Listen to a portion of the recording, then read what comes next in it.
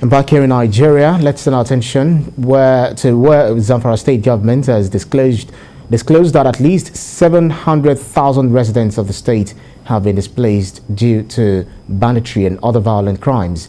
Briefing journalists in Kaduna State, the State Commissioner for Information, Ibrahim Dosara, says most of the victims are now living in internally displaced persons camps, while others have fled their homes to neighboring states for safety. Mr. Dosara noted that tactical and strategic efforts by the government to tackle bandits and other criminals in the state are being sabotaged by unpatriotic citizens. The Commissioner of Information announced that the state government has recruited at least 4,200 community protection guards to support security agencies in tackling the bandits. The Zamfara state government is battling very seriously with such conflict entrepreneurs, the informants, the politicians who are using some bad eggs among us, the press, to engage in fake news, engage in fabrication of so many things so that they divert attention of the government, or they make people believe that there is no peace in Zamfara state. The current spate of insecurity is also troubling the Niger State Governor, Abubakar Sani Bello. He has warned that if the problem of banditry is not quickly curtailed, it will orchestrate food crisis in the country.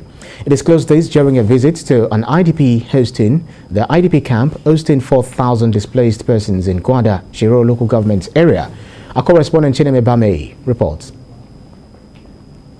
TVC News visited Gurmana, one of the worst hit communities 2 months ago. The waters had encircled the community, but now the communities are completely submerged underwater.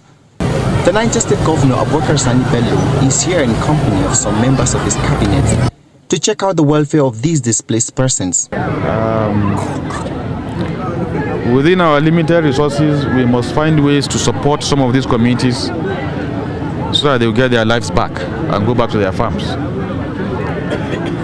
The rains are fast approaching, and most of the people, almost all of them here, are farmers. If they don't go back to their farms, it wouldn't be a problem for Niger alone, but a problem for Nigeria as it relates to food security. This is the third time we are coming because my husband is a pastor.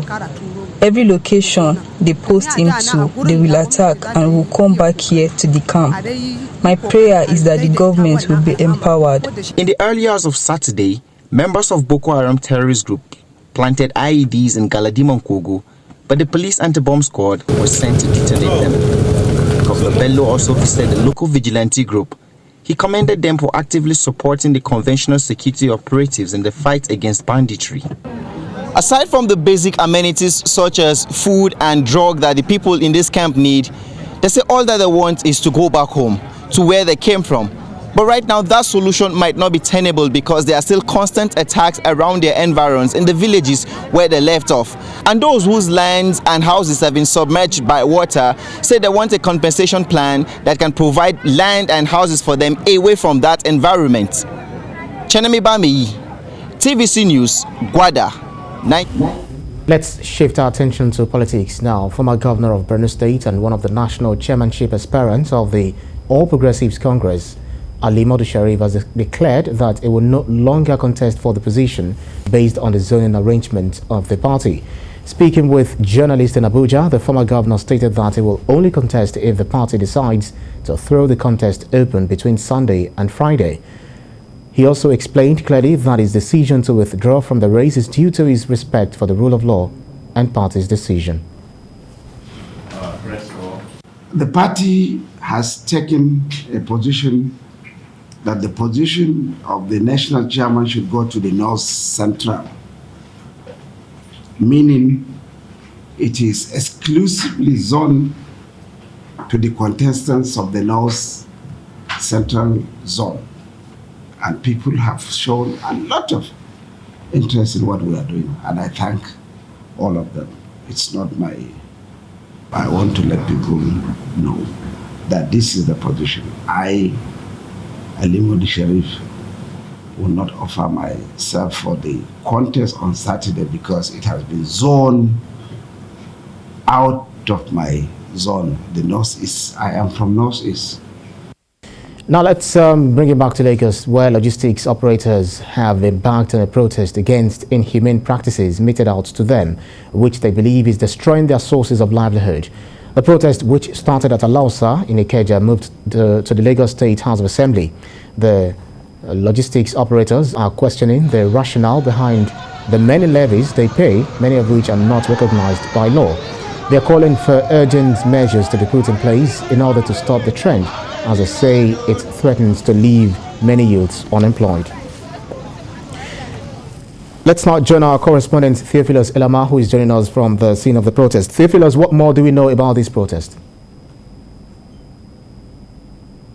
The protest is going on right now. We're in front of the Lagos State House of Assembly, and behind me you can see logistics operators, dispatch riders and owners protesting inhumane practices meted on them by government agencies and touts, as they say. Now, they are complaining about the fact that they will have to register get several documents to be able to operate within and outside Lagos, and they are not happy with that. They are also complaining about the alleged extortion by some people in different government agencies. Now, I have a lot of them here, and I will be speaking with them on this particular issue. Now, tell us now, what is the issue? Why are you here today? Okay, we are coalition of registered logistics operators. Now, we were here last year for a protest. We came to actually discuss about multiple taxation. Now, multiple papers. We are operating in Lagos. We collect papers for Zamfara. We collect papers for Kebbi. We are operating in Lagos. We collect papers for Zamfara. We collect papers for Kebbi. We collect papers for Ibadan, for Osun, for Benue, Kebbi, for Ekiti. Right here in Lagos. They will tell you they cannot explain. How are we supposed to know? The people that claim to actually be our regulators, NIPES, will tell you they don't know anything about it. Now you have come to say you want to be our regulators and also want to be a player in the same system. Now how are you a footballer and also a referee in the same football match? You want to be our regulators, you now came and imposed licenses on us that we should go and get regional license of 2 million, national license of 3 million for us to actually operate. We were here last year. They promised that something will be done. Nothing was done. We were able to, with our help, try and make sure that NIPOS agrees for us to merge in different sectors to actually be able to afford to buy these licenses. We did that. They left us to operate. Now they have seen that these people, there's no how to sign for money from them again. They have now come to say they want to train our riders for us, that we should pay 10,000 naira. So how has all of this affected the running of the business? Now, for a rider to operate now, you need, in Lagos State, you need a driver's license for a dispatch rider, class A driver's license. Now, you need Ogun State rider's card. You need Lagos State rider's card, and now you now need NIPOS rider's card. 4 cards. 4 cards. Amongst my riders, I have BSc holders. Amongst my dispatch riders, I have master degrees holders. Yeah. The government did not provide jobs. We are providing jobs for ourselves, and yet the government is frustrating the system. NIPOS has said, let's get our licenses. They are going to make sure they regulate everything. Now we've gotten our licenses. They didn't do anything. Look at one of our dispatch riders beaten to stupor by Munchi local government boys, just because he didn't show them a paper, which is none of their business. MOT. Now he has said he will go around the entire local government to talk to their local government chairman to ensure that we don't collect all these exorbitant papers. So now that you are at the Lagos State House of Assembly, what do you want the government to do? We want the government to intervene. We should have a unified rider's card, one for every dispatch rider to be able to operate with. Yes. They should cancel all these papers, all these Kebbi papers. Right now, stage carriage, here in Alausa, stage carriage has been strapped. But they still collect the money. Enforcement teams are outside on the road, enforcing, arresting riders. And the money is still being paid into Lagos State account, and the money is still withdrawn. By who? We want one unified rider's card, and all these papers scrapped. And NIPOS should leave us to operate. We have been licensed. They can decide that we should have quarterly training for riders. They should send representatives. They would not tell us how to train our riders. Yes. They will not tell us how to on generator in our offices. They will not tell us how to type our letters. They will not tell us how to package our packages. Now NIPOS also have their dispatch bikes on the road. Same players and same operators, same regulators in the same system. How is that done? NIPOS is a failed system. It's a failed system. Nobody has heard of NIPOS for years.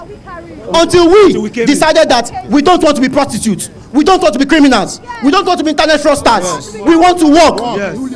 And now we decide to create jobs for ourselves. They want to frustrate us. They want to frustrate us daily. Daily.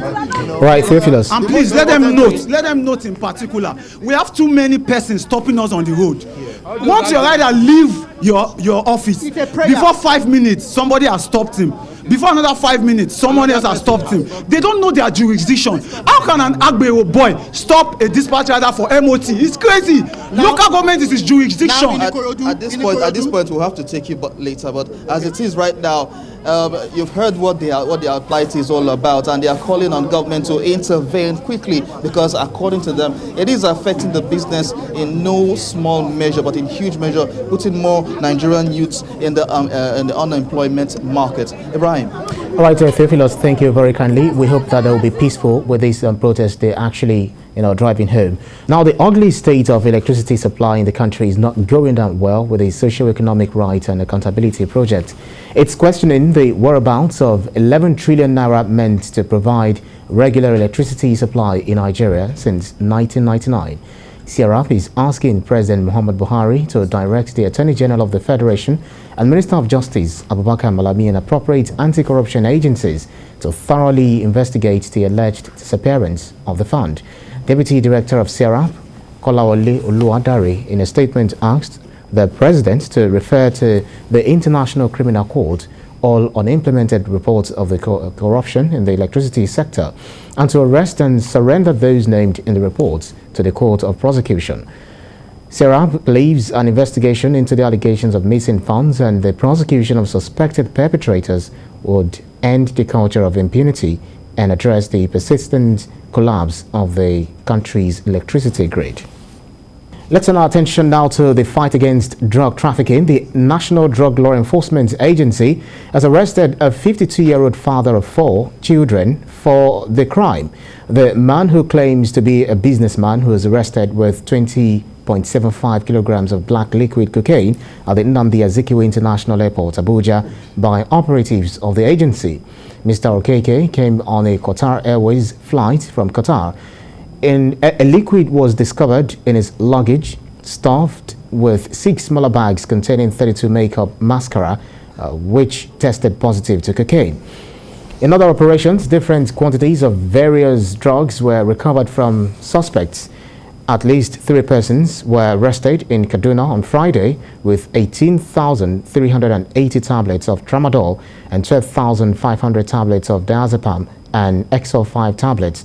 In Anambra, NDLEA operatives also intercepted a bus heading to Aba in Abia State from Onitsha with 7.5 jumbo sacks of cannabis.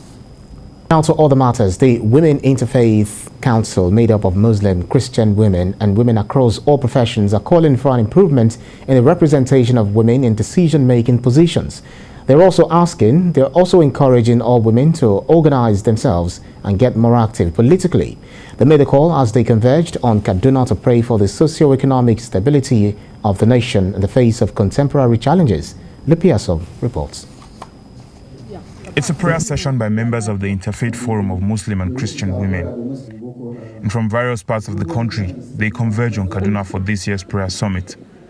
With one voice, they are seeking God's divine intervention in the face of the socio-economic and security challenges bedeviling the nation. Today again, in the presence of God, united in heart, we call on the Almighty to be merciful to us. Grant us repentant hearts. Cleanse our land. Restore peace in our country.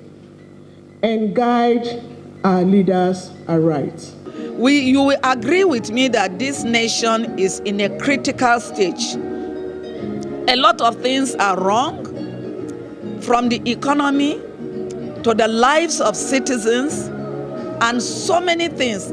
If as humans we cannot push it in physical nature, we have to resort back to our Creator through prayers. As far as I'm concerned, we're human beings, and we must come together to actually look at our issues, because our issues are more than our sentiments. So I believe that this forum has provided that platform for us to share experiences. But beyond the prayers, The women are encouraging themselves to get more active politically. They're also demanding for an improvement in the representation of women in decision-making positions at all levels. I stand here not too happy to say I'm the only female legislator in Kaduna State, the only female legislator in the entire Northwest Zone that comprises 7 states. From the national, that is the Red Chamber, the Senate, the Green Chamber, the House of Representatives, to the state. So women, I want to encourage us. Since they did not agree giving us the special seats, then we have to come out. All done. Women who have led the advocacy for other women's rights are identified and given awards. Ever since they say for the society to be balanced, gender parity in politics is a target that must be achieved. Lupe Asom, TVC News. Now, World Down Syndrome Day is marked each year on the 21st day of March.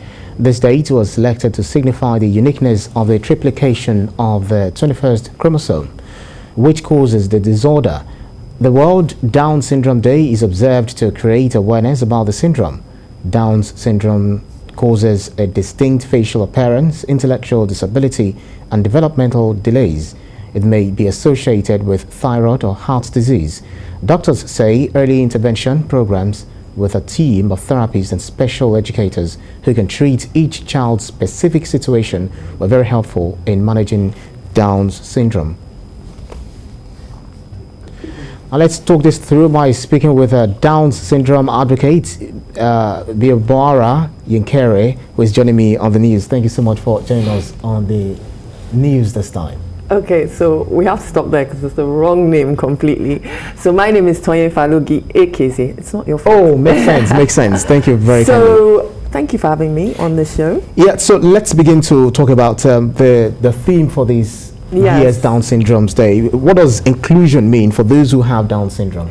Well, inclusion can mean so many different things. We think of inclusion in education, right? And you talked about in your intro the early intervention. And inclusion during the early intervention years are key. Early intervention years are from 0 to 6. So that means not just children attending school, but attending school with neurotypical children. So they get that social interaction. So they can also improve by watching students that are neurotypical and do things faster than they do. But inclusion just also means in life, right? So for me, I have a lot of issues with media and communications, right? Campaigns. We don't see anybody with disabilities, we don't see anybody with special needs, we don't see anybody with Down syndrome here. Brands are posting today wearing their different socks, but they're not including people with Down syndrome in their advertising. But you can promote today, but you're not actually doing anything in the inclusion conversation. So if you're talking about the inclusion, you know, we talk about recently, oftentimes we say 35% affirmative action for the women folks, you know, in political matters. Does this also involve the Down syndrome people? It must, because it's about perception, not their capabilities. They're capable because you do the work, just like with any child. You train them. They need training to go to school, you work, you have lesson teachers, you have your therapists. Yes, they take longer to learn, but you also train them in vocational skills. And people with Down syndrome are very good workers. They like to be responsible, they like to work. If you go to abroad, there's cafes run by people with Down syndrome, right? There's now a Victoria's Secret model with Down syndrome. There's a whole agency dedicated to representing people with disabilities, including those with Down syndrome. But we don't really have that here. And I think part of the issue and difficulties in inclusion is that people still are prejudiced because they're not really aware. And I don't think it's wickedness or anything like that, even though some people are like that. It's just they don't see it. But if we're able to see it, then on a foundational level, it's entering our home. And we can understand that, okay, they're just like us. You know, everybody has their unique quirks. Yeah, very quickly. I saw that you're there with the book, which is. But I want you to answer this question in relation to this book, because a lot of people always see Down syndrome because of their physical features. Yes. They feel whether it does affect their intellectual development. Does it? It does. So it does affect their intellectual development. Let me use my daughter as an example. Right. She's extremely intelligent. But she takes longer to learn things. So she's 6 years old. She's with her classmates in neurotypical school. We prefer the Montessori system because it's just better for people with Down syndrome. But we do a lot of work outside of school to make sure she can keep up. So it's not only about, attending and putting those things in front of them. You have to do the work behind the scenes. So the hard work we're doing now is because we want people with Down syndrome to be independent and be able to work and have families and hold down jobs and live a normal life as a grown-up. Yeah, and they can. So what does this do? So part of my journey is that these characters based on my children, Ugo and Simsim. It's called Ugo and Simsim. It's actually the first book series, so there's more than one book worldwide to feature a black main character with Down syndrome.